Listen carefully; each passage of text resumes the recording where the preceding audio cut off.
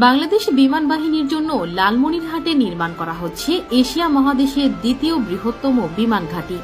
এই বিমান ঘাঁটিটি ভারতের শিলিগুড়ি। আমার বাবা প্রবাসে থাকে, আমার বাবারে ভালো রাখো, আমার বাবারে বিপদ আপদ থেকে। এই পাথরটাতে চুমু দিলে জীবনের গুনাহ সব মাফ করে দেয় কে?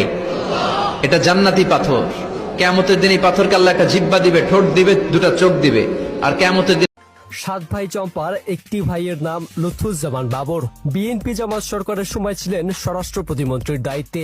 প্রশ্ন যখন ভারতের 7 সিস্টার্সকে। আসসালামু আলাইকুম ওয়া রাহমাতুল্লাহি ওয়া বারাকাতুহু। আলহামদুলিল্লাহি ওয়াহদাহু ওয়াস সালাতু ওয়াস সালামু আলা মান লা নাবিয়্যা বা'দাহু, আম্মা বা'দ। সুপ্রিয় দর্শক শ্রোতা ভাই বোনেরা,